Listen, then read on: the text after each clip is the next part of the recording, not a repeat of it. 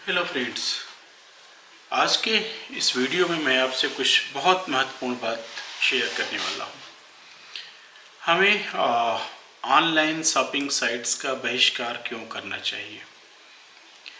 मैं आपको अपना अनुभव बताता हूँ। पिछले कुछ वर्षों से, मुझे लगता है लगभग 10 वर्षों से मैं लगातार ऑनलाइन शॉपिंग करता रहा हूँ। बड़ी बड़ी कंपनियाँ जिनसे मैंने शॉपिंग की है, ये सारी किताबें जो आप पीछे देख रहे हैं, यहाँ तक कि ये कैमरा जिस पे ये रिकॉर्ड हो रहा है, ये माइक्रोफोन जिससे मैं आवाज़ रिकॉर्ड कर रहा हूँ, ये मोबाइल जिससे मैं अपने कैमरे को कंट्रोल कर रहा हूँ, ये सब मैंने ऑनलाइन शॉपिंग साइट से ख़रीदा है। लेकिन अचानक मैं क्यों कह रहा हूँ कि हमें ऑनलाइन शॉपिंग नहीं करनी चाहिए। मैं आपको इसके कुछ कारण बताता हूँ। इस साल मैंने कुछ मज़ेदार अनुभव किए, खासकर अमेज़न के साथ। फ्लिपकार्ट मैंने बहुत पहले ही छोड़ रखा था।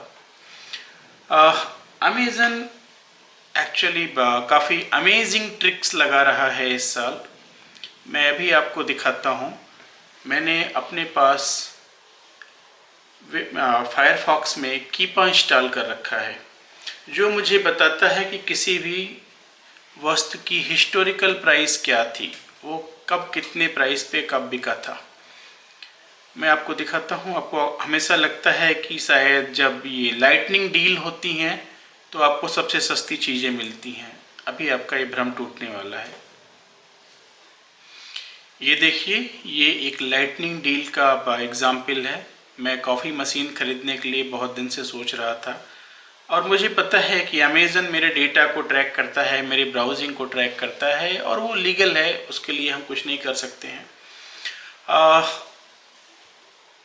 अमेज़न ने मुझे जिस कॉफ़ी मशीन की कीमत लाइटनिंग डील में जो दिखाई, वो दरअसल उसकी बिना लाइटनिंग डील की कीमत से ज़्यादा थी।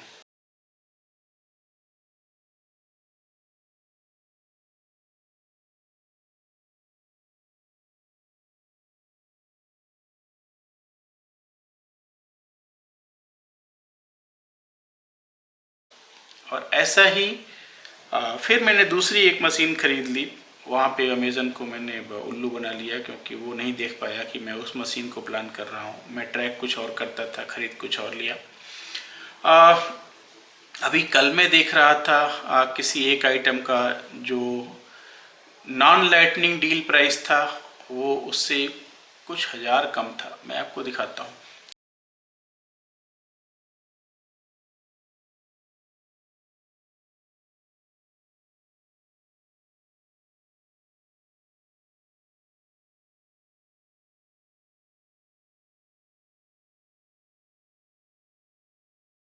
ऐसा नहीं कि हर बार आप ठगे ही जाते हैं, कई बार आपको बहुत अच्छी डील मिल जाती हैं।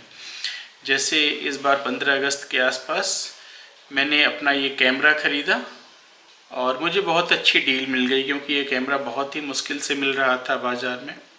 मुझे जो इसकी कीमत पड़ती है 61,490, उससे भी कम में ये पड़ा, क्योंकि मेरे पास SBI कार्ड का कुछ ऑफ़र था। लेकिन अभी ऐसे अनुभव बहुत ही कम हो गए हैं। हाँ, और उसके बाद भी मज़ेदार है, अमेज़न कभी भी मुझे सरप्राइज़ करना बंद नहीं करता है। मैंने ये कैमरा ऑर्डर किया था, और साथ में एक बेबी शैम्पू ऑर्डर किया था। बेबी शैम्पू कुछ 200-250 की चीज़, कैमरा लगभग 62-65 हज़ार की चीज़। अमेज़न की डिलीवरी सर्विस ने क्या अमेजिंग काम किया। इन लोगों ने एक कार्टन का बॉक्स लिया, जिसमें एक तरफ मेरा कैमरा था और उसी के साथ में वो शैम्पू था। दोनों को एक साथ पैक करके मुझे डिलीवर कर दिया।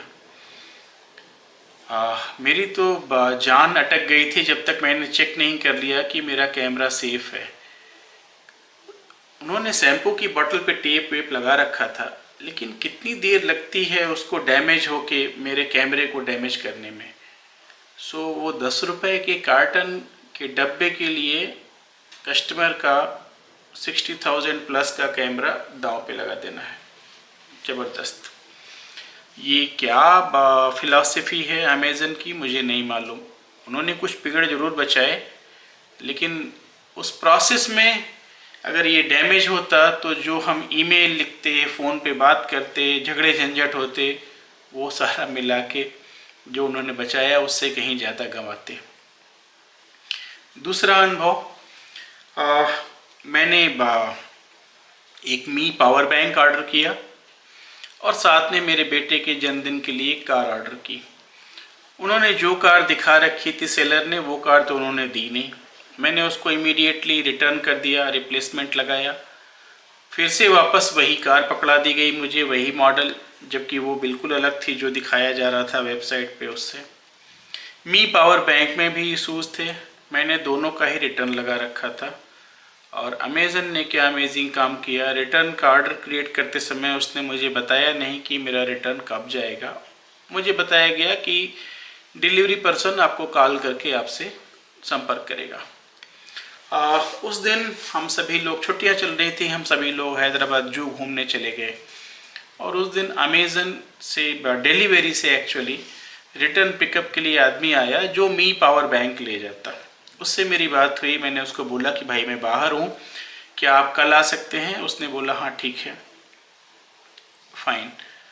अगले दिन बिना किसी पूर्व सूचना के अमेज़न से एक आदमी आ गया और उस समय मैं अपने ऑफिस में था। उसने मुझे फ़ोन किया कि भाई मुझे रिटर्न पिकअप लेना है। मैंने पूछा कौन सा आइटम है, 2 पिकअप जाने हैं, मुझे आइटम नहीं पता, ये उसका जवाब था। तो मैंने पूछा कि आप डिलीवरी से हैं? अब यहाँ पे थोड़ी सी गफलत है, मैंने डिलीवरी बोला, उसको फ़ोन में डिलीवरी सुनाई दिया होगा या जो भी हो, कितनी तो उसने बोला हाँ। और फिर मैंने बोला ठीक है, इसको मी पावर बैंक दे दो। उसने पावर बैंक लिया और 9-2-11 हो गया, जो उसका काम था। उसके बाद फिर मेरे पास 1 घंटे बाद उस बंदे का फ़ोन आया जो पावर बैंक एक्चुअली ले जाने वाला था और मैं पूरी तरीके से शॉक्ड रह गया। फिर मैंने इमीडिएटली अमेज़न को सारी चीज़ों से अवगत कराया। मैंने उनको बोला कि भाई आपने गलत आइटम ले लिया है, और उन्होंने बोला ठीक है, घबराइए नहीं, इसे हम बहुत जल्दी वापस ले आएंगे और आपसे सही आइटम ले जाएंगे।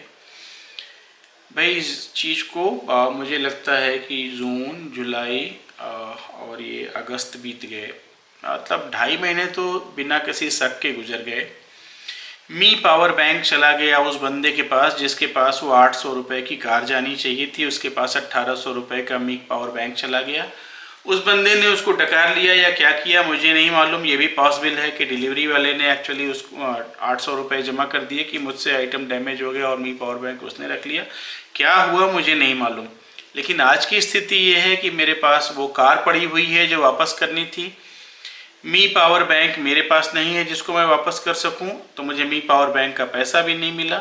कुल मिला के मुझे उस कार का रिफ़ंड इशू कर दिया गया। ठीक है, तो मुझे 1000 रुपये का शुद्ध नुकसान हुआ। और रात दिन कंप्लेन करने के बाद पिछले 10 सालों से, लगभग 10 सालों से अमेज़न का प्राइम मेंबर होने के बाद, हाँ जब अमेज़न ने प्राइम मेंबरशिप लॉन्च की थी तो मैं भारत में कुछ पहले लोगों में से था जिसने प्राइम मेंबरशिप ली थी। तो हर बार वो बोलते हैं धन्यवाद आप प्राइम मेंबर होने के लिए, ओह धन्यवाद। सो वो प्राइम मेंबरशिप इतनी भी वर्थ नहीं है कि उन्हें अपने कस्टमर पे ट्रस्ट हो और वो मुझे 1000 रुपये का कूपन दे दे या किसी तरीके से मेरे वो 1000 रुपये वापस कर दे। प्रॉब्लम सॉल्व करना तो दूर रहा। सो ये तो कहानी है, और इंटरेस्टिंग कहानियाँ हैं मेरे पास बहुत सारी। अभी मेरे मित्र के यहाँ बेटी हुई, मैंने उसके लिए काफ़ी सारी चीज़ें ऑर्डर की, साथ में मैंने अपने कोर्स पढ़ाने के लिए कुछ किताबें ऑर्डर की। अचानक से मुझे मैसेज मिला कि आपका रिफ़ंड जो है इशू हो गया है। मैंने सोचा रिफ़ंड क्यों इशू हो गया है, मेरी तो किताब आनी चाहिए थी आज। पता चला किताब कैंसिल हो गई, वो वापस चली गई सेलर के पास।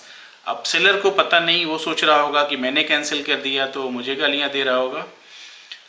उसके बाद एक के बाद सारे आइटम कैंसिल होते गए और मेरे मित्र की बेटी के लिए मैंने जो कुछ भी ऑर्डर किया था वो सब वापस चला गया अमेज़न के पास। मैंने 3-4 बार फ़ोन किया कि भैया बात क्या है ये तो बता दो, तो एक बड़ा स्टैंडर्ड सा रिस्पांस आता था कि शायद वो आइटम डैमेज हो गया है। ठीक है, मैं समझ सकता हूँ, ट्रांजिट में आइटम डैमेज हो सकते हैं और इसमें किसी का कोई बस नहीं है, मैं बिल्कुल समझ सकता हूँ।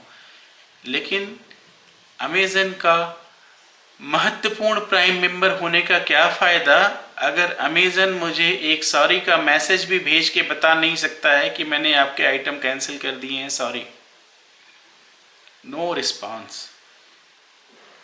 अभी मैंने एक किताब मंगाई, उसके अंदर की प्रिंटिंग देख के मुझे लग रहा था कि ये कहीं जो फुटपाथ पे डुप्लीकेट बिकती रहती हैं वो किताब तो नहीं है। लेकिन आप अगर अमेज़न से कांटेक्ट करेंगे तो वो बोलेंगे कि आप सेलर से कांटेक्ट कीजिए।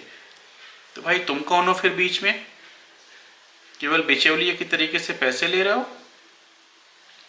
मैं सरकार से अपील करूंगा कि वो बहुत सारे बिचौलियों को दूर कर रहे हैं, करप्शन दूर कर रहे हैं।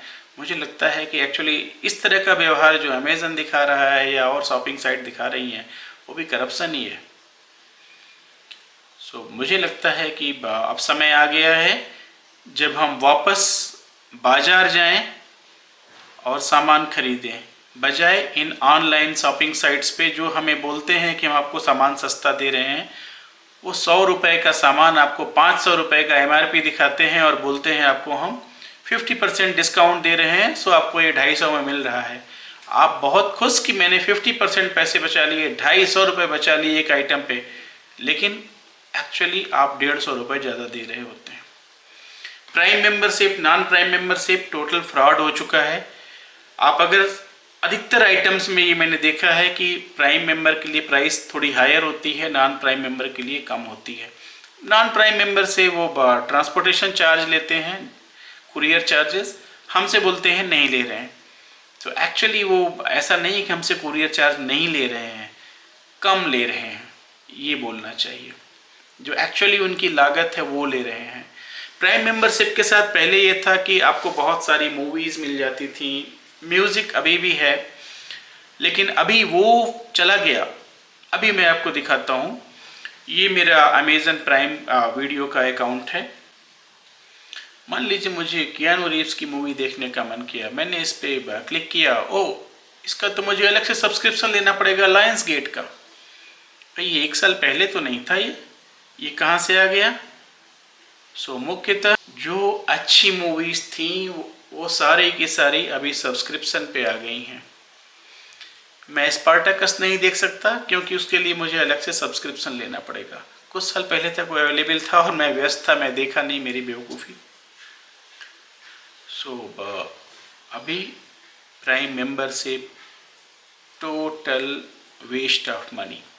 मेरी मेंबरशिप बहुत जल्दी एक्सपायर होने वाली है 1-2 महीने में, और मेरा पक्का इरादा है कि मैं इसे रिन्यू नहीं करने वाला हूँ।